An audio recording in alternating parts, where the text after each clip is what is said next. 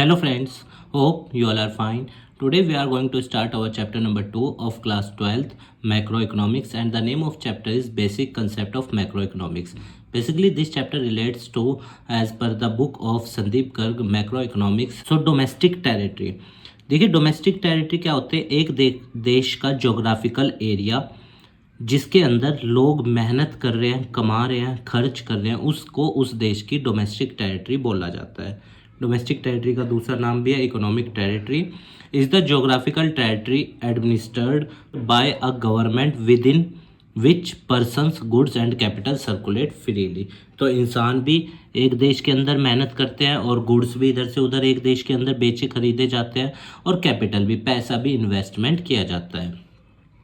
पर domestic territory के अंदर क्या क्या नहीं आता? देखो, जो भी दूसरे देश की सरकारी चीज़ें हैं, चाहे उनकी एम्बेसी है, उनका कोई मिलिट्री इस्टेब्लिशमेंट है या कुछ भी है, और हमारे देश के अंदर है, वो हमारी देश की डोमेस्टिक टेरिटरी में काउंट नहीं होगा। जैसे embassies, consultants, military establishment foreign countries की हमारे यहाँ काउंट नहीं होंगी, भले ही वो हमारे देश के अंदर हो।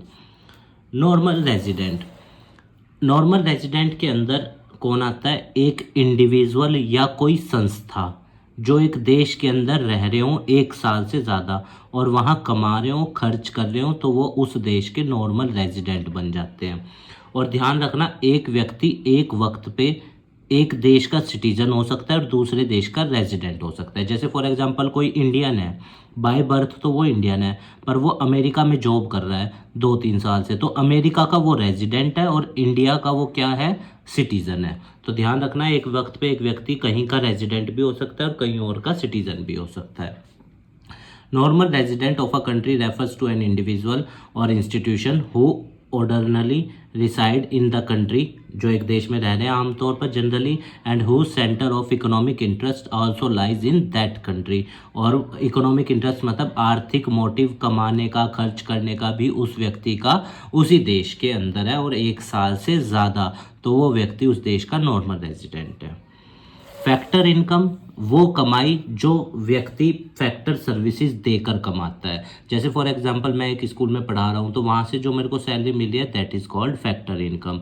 बट मान लो सड़क पे चलते हुए हमें पैसे मिल गए, या गवर्नमेंट ने सब्सिडी दी, स्कॉलरशिप दी, या किसी ने हमें वैसे दिए पैसे, तो वो ट्रांसफ़र इनकम है, क्योंकि उस पैसों के लिए हमने मेहनत नहीं करी। तो let us read, factor income refers to the income received by factor of production. Factor of production कौन होते हैं? 4 होते हैं, लैंड, लेबर, कैपिटल, एंटरप्रेन्योर, और यही चारों सर्विसेज देते हैं। ठीक है, तो इनको फैक्टर पेमेंट मिलती है। ये हमने सर्कुलर फ्लो वाले में भी देखा था कि फर्म जो है वो फैक्टर पेमेंट देती है हाउस होल्ड को। तो फैक्टर ऑफ प्रोडक्शन, जिसने लैंड दी वो रेंट लेगा, जिसने लेबर दी वो वेजेज, जिसने कैपिटल वो इंटरेस्ट, और एंटरप्रेन्योर प्रॉफिट। तो factor of income factor of production के द्वारा रिसीव की जाती है। Transfer income refers to the income received without rendering any productive services. ये बिना उसके मिलती है हमें, कोई प्रोडक्टिव सर्विसेज हम इसमें नहीं देते, जैसे pension, scholarship, pocket money, ETC, ये सब बिना मेहनत करे मिलता है।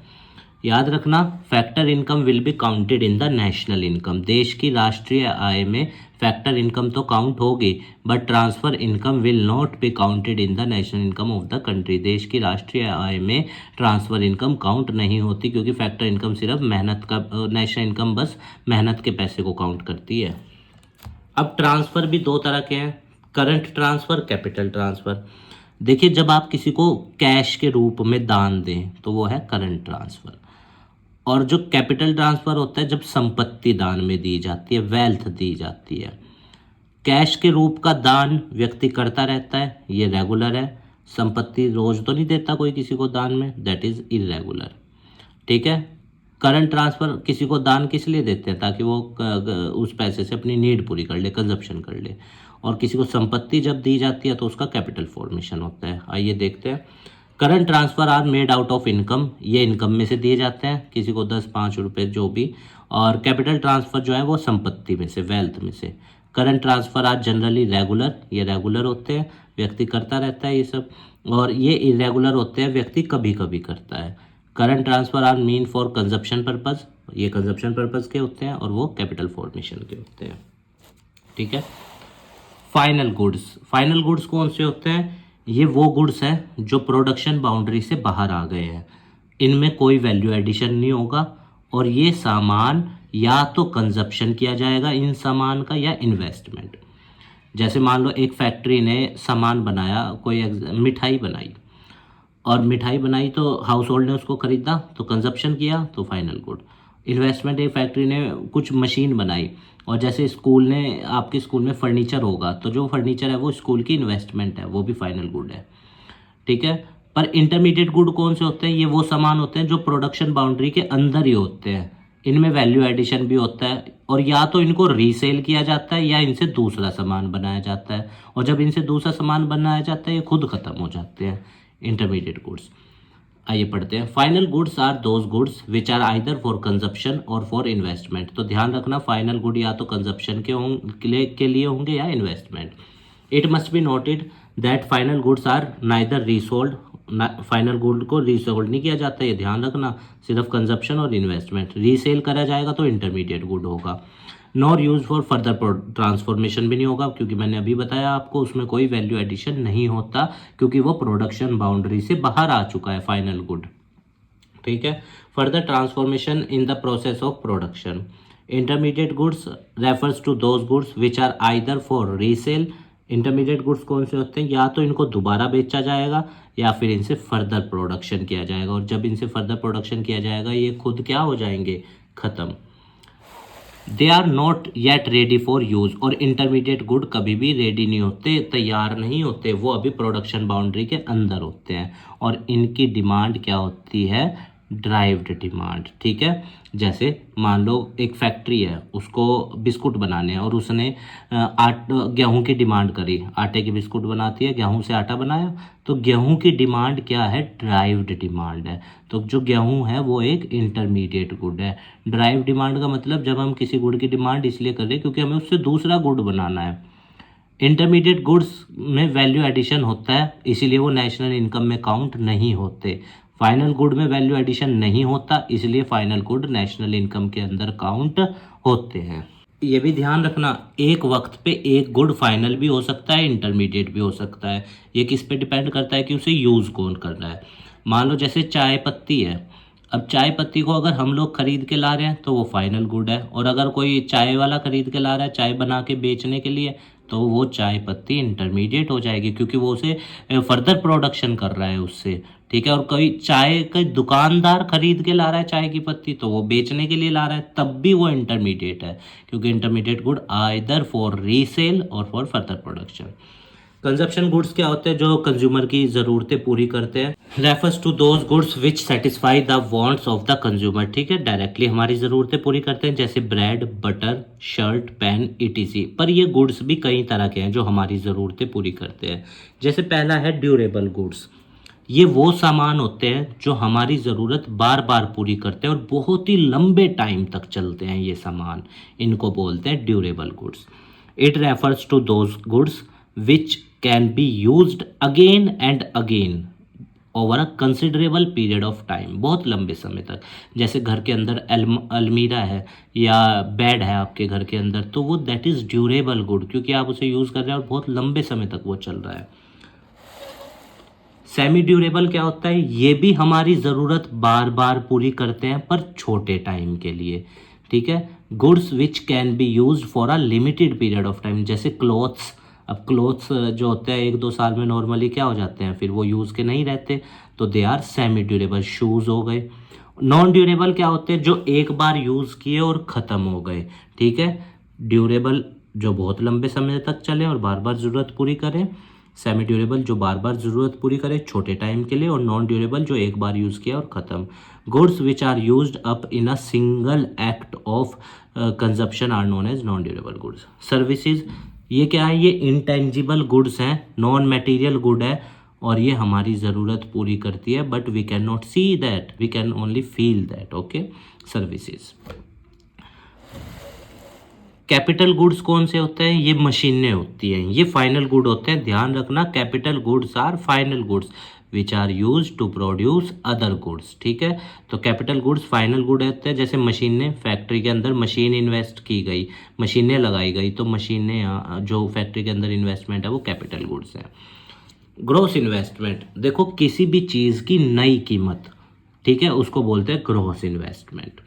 जैसे फॉर एग्जांपल कोई व्यक्ति 1 लाख की नई मशीन लेकर आया, वो है ग्रॉस इन्वेस्टमेंट, 1 लाख रुपए, और उसने उसे यूज़ करा 2 साल और अब उसकी कीमत 40,000 रह गई। पुरानी कीमत नेट इन्वेस्टमेंट, यानी 40,000 नेट इन्वेस्टमेंट। और घटी कितनी कीमत? 1 लाख की नई लाया था, उस 40,000 की अब है 60,000 घटी, 60,000 विल बी डेप्रिसिएशन। ठीक है, तो देखिए जब भी हम नई चीज़ बिजनेस खोलते हैं तो देश के कैपिटल स्टॉक में एडिशन होता है, तो नई इन्वेस्टमेंट को क्या बोलते हैं? Gross investment. Gross investment is the addition to the stock of capital before making allowances, depreciation से पहले, मतलब उसकी कीमत घटने से पहले, यानी नई कीमत की बात कर रहा है। और नेट इन्वेस्टमेंट मतलब एक्चुअल एडिशन, डेप्रिसिएशन लगने के बाद उसकी कितनी कीमत बचती है, उसको बोलते हैं नेट इन्वेस्टमेंट। देखिए डेप्रिसिएशन क्या होता है? अच्छा, डेप्रिसिएशन का दूसरा नाम भी ध्यान रखना, कंजप्शन ऑफ फिक्स कैपिटल। जब हम किसी चीज़ को यूज़ करते हैं और हमें पता है कि इसको यूज़ करने से ये इसकी कीमत घटेगी, एक्सपेक्टेड ऑब्सिलेंस, मतलब मैं यूज़ कर रहा हूँ और चीज़ की कीमत थोड़ी बहुत टूट फूट आएगी, ये डेप्रिसिएशन है। पर देखो मान लो मैं मशीन लाया और अचानक से वो मशीन क्या हो गई, छूट गई हाथ से, टूट गई वो, तो उसकी उम्मीद तो नहीं थी ना, वो अनएक्सपेक्टेड ऑब्सिलेंस होता है। बोर्ड में क्वेश्चन था, क्या एक्सपेक्टेड ऑब्सिलेंस या अनएक्सपेक्टेड ऑब्सिलेंस दोनों डेप्रिसिएशन होते हैं? नहीं, सिर्फ एक्सपेक्टेड ऑब्सिलेंस डेप्रिसिएशन होते हैं, अनएक्सपेक्टेड ऑब्सिलेंस डेप्रिसिएशन नहीं होते। Depreciation refers to fall in the value of fix asset due to normal wear and tear, टूट फूट जो होती है यूज़ करने पे मशीन को, पासेज ऑफ टाइम, वक्त बीतने से, या एक्सपेक्टेड ऑब्सिलेंस। ये बार बार वर्ड मैं इसलिए बोल रहा हूँ क्योंकि आपको ये ध्यान रखना है। और डेप्रिसिएशन कैसे निकलता है? Gross minus net. देखो नई कीमत से पुराने पे आना है, ग्रोस से पुराने पे आना है, नए से पुराने पे माइनस डेप, पुराने से नए पे जाना है प्लस डेप। ध्यान रखना, ग्रोस का जब भी नेट बनाना होगा माइनस डेप करोगे, और नेट का ग्रोस बनाना होगा क्या करोगे आप? Plus dep. मैं ये आपको एग्जांपल के ज़रिए भी समझाता हूँ। देखिए जैसे कोई बिजनेसमैन है और उसने 10,000 रुपये इन्वेस्ट किए, तो ये है ग्रोस इन्वेस्टमेंट। और मशीन को यूज़ करने के बाद अब उसकी कीमत 5,000 रह गई, ये है नेट इन्वेस्टमेंट। ठीक है, अब देखो अगर मुझे नई कीमत निकालनी है, पुराने से नए पे जाना है, तो मैं प्लस डेप करूँगा, और डेप कितना है? 5,000 का। तो यानी ग्रोस का फॉर्मूला क्या हो गया? नए का formula net plus dep, 5,000 plus 5,000 मतलब 10,000 की नई। और अगर नए से पुराने पे आना है माइनस डेप, तो नेट का फॉर्मूला क्या हो गया? नेट इन्वेस्टमेंट का gross investment GI minus dep. और अगर डेप निकालना हो कि कीमत कितनी घटी है, तो 10,000 का नया है और 5,000 इस वक्त है, तो कितनी कीमत घटी है? 5,000। तो डेप का फॉर्मूला है ग्रोस माइनस नेट। ये आप तीनों फॉर्मूले ध्यान रखना, इनका उपयोग बार बार होगा NI चैप्टर के अंदर। ठीक है, लेट अस सी फर्दर। तो ग्रोस और नेट क्लियर है आपको। नेट इनडायरेक्ट टैक्स, देखो टैक्स जो होता है गवर्नमेंट लगाती है कि जब हम किसी सर्विस को यूज़ करते हैं उसके लिए, या फिर जब हम इनकम टैक्स भी पे करते हैं। तो टैक्सेस दो तरह के हैं, डायरेक्ट और इनडायरेक्ट। डायरेक्ट टैक्स वो होते हैं जिसका बर्डन आप दूसरों पे शिफ्ट नहीं कर सकते, या आपको ही भरने होते हैं। इनडायरेक्ट टैक्स वो होते हैं जिसका बर्डन हम दूसरों पे डाल सकते हैं। डायरेक्ट टैक्स के अंदर आ जाता है हमारा जैसे इनकम टैक्स, वेल्थ टैक्स, ये दोनों डायरेक्ट टैक्स हैं। और इनडायरेक्ट टैक्स के अंदर आ जाता है हमारा GST। अगर हमने सामान नहीं किया और खरीदा और किसी और ने खरीदा, तो वो टैक्स उस व्यक्ति पे शिफ्ट हो जाएगा। अब देखो नेट इनडायरेक्ट टैक्स क्या होता है। मान लो जैसे किसी व्यक्ति के ऊपर 100 रुपये GST लगा है, टैक्स कितना है? इनडायरेक्ट टैक्स 100 रुपये, और 50 रुपये की उसको छूट मिली, सब्सिडी जो सरकार ने मदद करी। सब्सिडीज़ क्या होती है? फाइनेंशियल असिस्टेंस, पैसे से रिलेटेड मदद जो सरकार करती है जो टैक्स के ऊपर। तो 100 रुपये IT है, 50 रुपये सब्सिडी मिल गई, छूट मिल गई, तो वो टैक्स कितना भरेगा? 50 रुपये भरेगा ना। ये है नेट इनडायरेक्ट टैक्स। तो नेट इनडायरेक्ट टैक्स का फॉर्मूला क्या बना? इनडायरेक्ट टैक्स जो ये लगा है, इनडायरेक्ट टैक्स माइनस सब्सिडीज, ठीक है, इनडायरेक्ट टैक्स माइनस सब्सिडीज करके हमारा क्या आता है, एनआईटी, नेट इनडायरेक्ट टैक्स, ठीक है। तो 100 रुपये टैक्स लगा, 50 की छूट मिली, यानी नेट टैक्स कितना लगा उस पर, 50 रुपये। Indirect taxes refers to those taxes, ये ऑलरेडी आपको समझ आ गया, जो गुड्स और सर्विसेज पे लगते हैं, ठीक है, और जिसका बर्डन दूसरों पे शिफ्ट किया जा सकता है। नेट इनडायरेक्ट टैक्स क्या होता है, इनडायरेक्ट टैक्स माइनस सब्सिडी। जब हमें रेट, जो हमारे पे मान लो 50 रुपये टैक्स है और 20 रुपये की हमें छूट है, तो नेट टैक्स हम कितना पे करेंगे, 30 रुपीज़। क्लियर है आपको, 50 रुपये इनडायरेक्ट टैक्स लगा, 20 की छूट मिली, तो एनआईटी क्या है हमारा, 30। सब्सिडीज आपको समझ आ गया, आर द फाइनेंशियल असिस्टेंस, ठीक है ना, पैसे से रिलेटेड मदद जो सरकार करती है, किस लिए, जैसे जो टैक्स इम्पोज किया गया है, सोशल वेलफेयर मोटिव जो सरकार का है उसको पूरा करने के लिए, तो सब्सिडीज फाइनेंशियल असिस्टेंस है। फैक्टर कॉस्ट क्या होता है, किसी चीज़ को बनाने में जो खर्चा आया उसको क्या बोलते हैं, फैक्टर कॉस्ट बोलते हैं, ठीक है। लेट अस सी, जो, या फिर आप ऐसे भी कह सकते हो, जो फैक्टर ऑफ प्रोडक्शन पे पैसा खर्च हुआ वो फैक्टर कॉस्ट होती है, दोनों ये एक बात है। फैक्टर ऑफ प्रोडक्शन पे जो खर्चा होता है, जो उन चारों चीज़ों पे पैसा खर्च होता है, वो हमारी फैक्टर कॉस्ट है।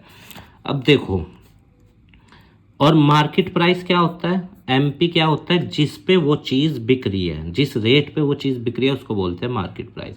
मान लो एक पार्ले जी 5 रुपये का है, ये 5 रुपये कैसे डिसाइड होता है वो समझो, फैक्टर कॉस्ट जो उसे बनाने में खर्चा आया। मान लो बनाने में खर्चा आया 3 रुपये, फैक्टर कॉस्ट कितनी है हमारी, 3 रुपये, प्लस गवर्नमेंट के द्वारा जो टैक्स लगे, एनआईटी, आईटी माइनस सब्सिडी, तो 3 रुपये तो होगी फैक्टर कॉस्ट, प्लस 3 रुपये सरकार ने क्या किया, टैक्स लगाया था आप पे, आईटी कितना है आपका, 3 रुपये, माइनस 1 रुपये की आपको छूट दी, तो टैक्स कितना लगा आपके ऊपर, 2 रुपये लगा ना, 3 रुपये टैक्स लगा, इनडायरेक्ट टैक्स 3 रुपये, 1 रुपये की सब्सिडी दी, तो 2 रुपये टैक्स लगा, तो 3 और 2 5, ऐसे रेट तय होता है। किसी भी चीज़ का मार्केट प्राइस कैसे तय होता है, फैक्टर कॉस्ट प्लस एनआईटी। और अगर हमें लागत निकालनी हो, फैक्टर कॉस्ट निकालनी हो, तो factor cost is equal to MP minus NIT, factor market price में से एनआईटी लेस कर दो, मतलब 5 रुपये ये है और 2 रुपये एनआईटी है, यानी फैक्टर कॉस्ट कितनी थी, 3 रुपये। उम्मीद है आपको समझ आया होगा। आइए देखते हैं इसको। Market price, the actual price on which the product is going to be sold, जिस पे वो प्रोडक्ट बिकेगा उसको बोलते हैं मार्केट प्राइस। मान लो देखिए, जब भी रेट निकालना हो, एमआरपी निकालना हो, याद रखना एमआरपी में टैक्स प्लस होता है ना, तो फैक्टर कॉस्ट में आप एनआईटी प्लस करोगे, ध्यान रखना। और एनआईटी नहीं दे रखा तो कैसे निकाल लोगे, आईटी माइनस सब्सिडी से, ठीक है। और अगर मान लो आपको फैक्टर कॉस्ट निकालनी है, लागत निकालनी है, तो एमआरपी माइनस एनआईटी। इस क्वेश्चन का, इस फॉर्मूलों का यूज़ बार बार होगा। वो ग्रोस और नेट का भी, ग्रोस से नेट बनाना है माइनस डेप, है ना, और नेट से ग्रोस बनाना है प्लस डेप। ध्यान रखना आप ये 2 फॉर्मूले। एमपी का एमपी कैसे निकलेगा, एफसी प्लस एनआईटी, एफसी कैसे निकलेगा, एमपी माइनस एनआईटी। अब ये जो तीसरा है, net factor income from abroad, ये क्या होता है, देखो हमारे देश के लोग दूसरे देशों में काम कर रहे हैं, तो वो वहाँ से पैसा भेजते होंगे, है ना, और हम दूसरे देश के लोग हमारे यहाँ भी काम कर रहे हैं, तो यहाँ से पैसा बाहर जाएगा, तो इसको बोलते हैं एनएफआईए। तो एनएफआईए क्या होता है, net factor income from abroad क्या होता है, difference income earn from abroad, जो बाहर से पैसा आया माइनस जो यहाँ से पैसा गया दूसरे देशों में। तो net factor income from abroad, difference between factor income received from abroad, जो बाहर से पैसा आया, and factor income paid to abroad, जो यहाँ से पैसा गया, ठीक है। अब सरप्लस कब होगा, फायदे में कब होंगे हम, जब 100 रुपये आए और 70 रुपये हमारे देश से गए, तो 30 रुपये हम फायदे में हैं। नेगेटिव में कब होंगे, जब 100 रुपये आए और 120 गए, तो हम 20 रुपये घाटे में। चाइना के केस में हमारा एनएफआईए हमेशा नेगेटिव में रहता है। बैलेंस कब होगा हमारी नेट फैक्टर इनकम, जब 100 रुपये आए और 100 रुपये गए, तो हम बैलेंस में हैं। आया समझ। सरप्लस में कब होंगे, जब आया ज़्यादा गया कम। घाटे में कब होंगे, जब आया कम गया ज़्यादा। बैलेंस कब होंगे, जब आया इज इक्वल टू गया। Component of NFIA। अब 3 तरीकों से बाहर से पैसा आता है और 3 तरीकों से यहाँ से पैसा जाता है। Let us see. सबसे पहले net compensation to employ. Let us see net compensation to employ, जो हमारे लोगों को तनख्वाह मिली, compensation received from abroad minus जो उनके लोग यहाँ से तनख्वाह ले गए हमारे देश से, कंपनसेशन पेड टू अब्रॉड। तो compensation of employ receive from abroad, जो बाहर से तनख्वाहें आई जो हम एम्प्लॉय को मिलता है उसके मालिक से, माइनस जो यहाँ से वो लोग तनख्वाहें ले गए। Income from property and entrepreneurship, ये क्या है? जो हमारे लोगों की प्रॉपर्टी दूसरे देश में है, बहुत से इंडियंस ने दूसरे देशों में प्रॉपर्टी खरीद रखी ना, बिजनेस खोल रखे, उससे जो कमाई हुई वो देश में आएगी, माइनस जो दूसरे देशों के लोगों ने हमारे यहाँ बिजनेस और प्रॉपर्टी खरीद रखी है उनसे वो पैसा कमा रहे होंगे, तो जो यहाँ से गया पैसा उसका difference. Income from property and entrepreneurship from abroad, income from property and entrepreneurship paid to abroad, इसका डिफरेंस। तो difference between income from property and entrepreneurship, rent, interest, ये तीनों मिलता है जो दूसरे देशों से, और सिमिलरली जो वो यहाँ से पैसा ले गए। नेट रिटेन अर्निंग क्या होता है? अब देखो हमारे लोगों ने दूसरे देशों में पैसा रोक रखा है, बिजनेस है उन्होंने पैसा रोक रखा, जो उनके लोगों ने पैसा रोका हमारे यहाँ, ठीक है, वो आएगा देश में, और जो हमारे लोगों ने पैसा रोक लिया उनके वहाँ, उसका गैप, ठीक है। मान लो उनके लोगों ने हमारे देश में 100 रुपये रोक रखे, तो वो आएंगे, और जो हमारे लोगों ने उनके वहाँ 120 रोक रखे, तो हमारा NFIA -20 है, ठीक है। तो it refers to the difference between retain earning of resident companies located abroad, जो वहाँ से पैसा रुका हुआ है वो देश में आएगा और वो देश से जाएगा, और जो वहाँ के विदेशी हैं उन्होंने जो पैसा हमारे यहाँ रोका वो हमारे देश में आएगा। तो उम्मीद है गाइज आपको चैप्टर समझ में आया होगा। ये हमारा चैप्टर नंबर 2 था अभी NI के पार्ट्स में, और ये हमारा चैप्टर नंबर 3 है, ये हम नेक्स्ट वीडियो में देखेंगे। तो स्टूडेंट्स, हमारे काम को सपोर्ट करने के लिए वीडियो को लाइक कीजिएगा, अपने दोस्तों के साथ शेयर कीजिएगा, और हमारे चैनल को भी सब्सक्राइब कर दीजिएगा। और देखिए, due to very busy schedule videos थोड़ा लेट हो रहा है, पर आप पेशेंस रखिएगा तो हमें भी थोड़ा सपोर्ट और मिलेगा। आप स्वस्थ रहिए, खूब लाइफ में आगे बढ़िए, यही हमारी मनोकामना है। इस देश को अच्छा बनाइए, समाज को अच्छा बनाइए, और अपना अस्तित्व इस समाज में स्थापित कीजिए, खूब जीवन में नाम कमाइएगा, ठीक है स्टूडेंट्स। अच्छा, एक ये फॉर्मूले मैंने तीनों दोबारा लिखे हैं, ये भी आप लिख लेना। नए का पुराना माइनस डेप, पुराने से नए पे प्लस डेप, डोमेस्टिक का नेशनल। देखो अब ये समझ लो, डोमेस्टिक का नेशनल, डोमेस्टिक होता है अपना घर, मान लो 100 रुपये है हमारे देश में पैसा जो जनरेट हुआ, और नेशनल इसका कैसे बनेगा? जब इसमें हम क्या ऐड करेंगे? Plus NFIA। तो बाहर से 20 रुपये आए, तो जब हम नेशनल की बात करेंगे, नेशनल कितना हो जाएगी हमारी? 120, और अगर हमें नेशनल से डोमेस्टिक पे जाना हो -20, ठीक है ना। तो याद रखना, जब भी डोमेस्टिक का नेशनल बनाना है प्लस NFIA, और अगर नेशनल का डोमेस्टिक बनाना है -NFIA, जो बाहर से पैसा आया। और NFIA कैसे निकलेगा? Income earn from abroad minus income paid to abroad, ऐसे ध्यान रखिएगा। ये मैं आगे आपको फिर से बताऊंगा, जब हम चैप्टर 3 या चैप्टर 4 के फॉर्मूले बनाना सीखेंगे तब फिर बताऊंगा मैं आपको। तो डोमेस्टिक का नेशनल प्लस NFIA, नेशनल का डोमेस्टिक माइनस NFIA। अभी बस आप इनको चाहे याद कर लेना। MP का FC कैसे बनेगा? मार्केट प्राइस से फैक्टर कॉस्ट पे माइनस NIT। लागत से रेट कैसे निकलेगा? रेट में टैक्स क्या होता है? प्लस, तो प्लस NIT। और NIT कैसे निकलता है? IT माइनस, अगर नहीं दे रखा तो IT माइनस सब्सिडीज करके। उम्मीद है गाइज आपको चैप्टर समझ में आया होगा, ठीक है। तो ये तीनों फॉर्मूले भी आप ध्यान रखना, और स्वस्थ रहिएगा, खूब लाइफ में आगे बढ़िए। तो धन्यवाद स्टूडेंट्स।